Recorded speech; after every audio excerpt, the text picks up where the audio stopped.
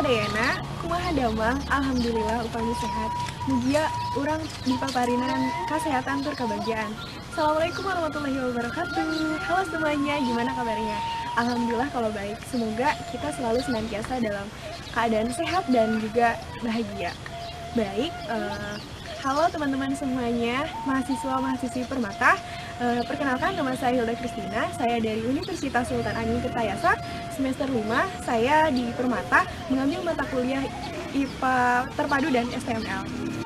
Universitas Sultan Ageng Tirtayasa atau disingkat Untirta adalah PTN yang terdapat di Provinsi Banten, Indonesia, dengan kampus A di Serang, kampus B di Cilegon, dan kampus C berada di Ciwaru. Yuk main ke Serang, kita makan sate bandeng.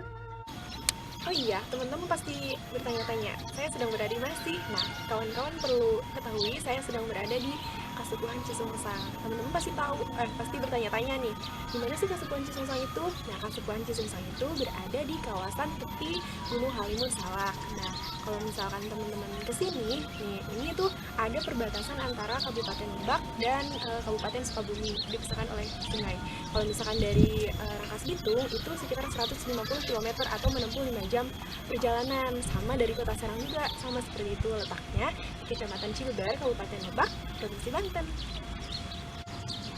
Nah, tak kenal maka tak sayang. Dari itu, saya akan mengenalkan kenapa sih disebut Cisungsang. Kalau misalkan di adat Sunda, Ci itu identik dengan sungai dan air. Yang kalau misalkan dalam bahasa Indonesia itu, Ci itu adalah air. Terus Sungsang itu artinya berlawanan. Jadi, kita bisa artikan secara bahasa Indonesia bahwa Cisungsang itu adalah air yang mengalir kembali ke hulu.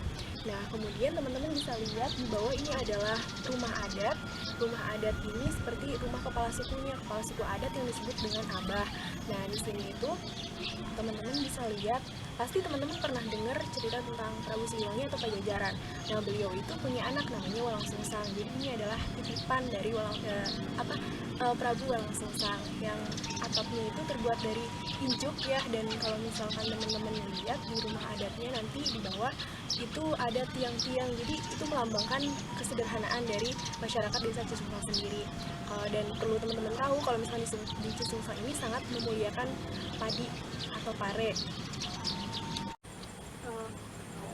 Upacara adat Seren Tahun tidak terlepas dari dongeng leluhur adat yang menceritakan bahwa Dewi Sri atau yang disebut dengan Nyipohaci atau Dewi Padi itu diminta untuk tinggal di Cisungsang. Namun beliau mensyaratkan bahwa kalau misalkan beliau tinggal di sini harus dipelihara, kemudian dirawat dan juga dimuliakan. Seperti tadi, muncullah upacara adat Seren Tahun. Nah, masyarakat di sekitar Cisungsang ini percaya bahwa Dewi Sri itu harus dimuliakan. Kemudian adanya Seren Tahun itu untuk menghormati adanya Dewi Sri untuk memuliakan padi tadi.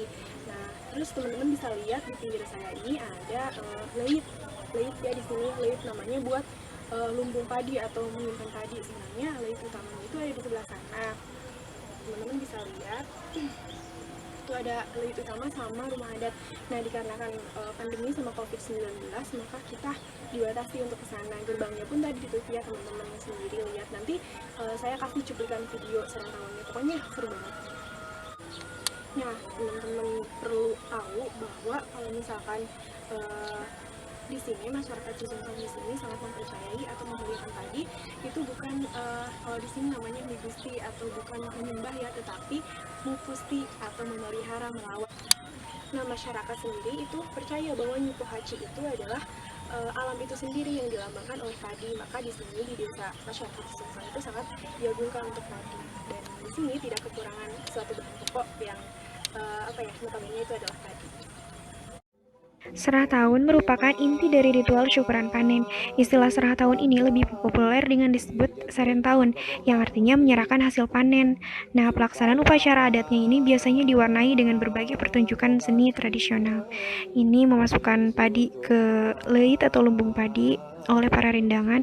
Di sini berkumpul para rendangan dan ketua adatnya atau yang disebut dengan abah memakai pakaian khas hitam dan ketua adatnya memakai baju berwarna putih. Kemudian ini ada kesenian debus yang merupakan ciri khas dari Banten. Kemudian ini ada rampak gendang. Nah, ini pertunjukan debusnya masih berlangsung, bisa dilihat oleh teman-teman.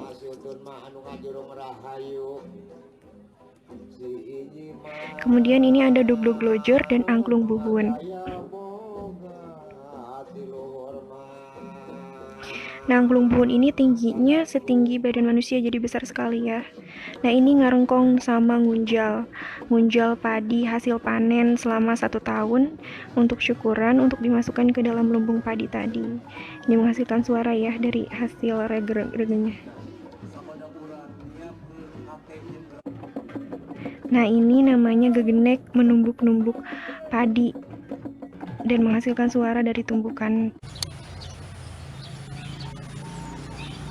Nah, itu tadi sedikit cerita tentang daerah Cisumsang. Kalau misalkan teman-teman masih penasaran, apalagi yang dari Gorontalo, kemudian dari Padang, dan dari universitas-universitas yang lain, saya tunggu kehadiran di sini ya. Saya tutup. Assalamualaikum warahmatullahi wabarakatuh. Urang dedeh ka Indonesia, kami cinta Indonesia. We love Indonesia. Bye-bye.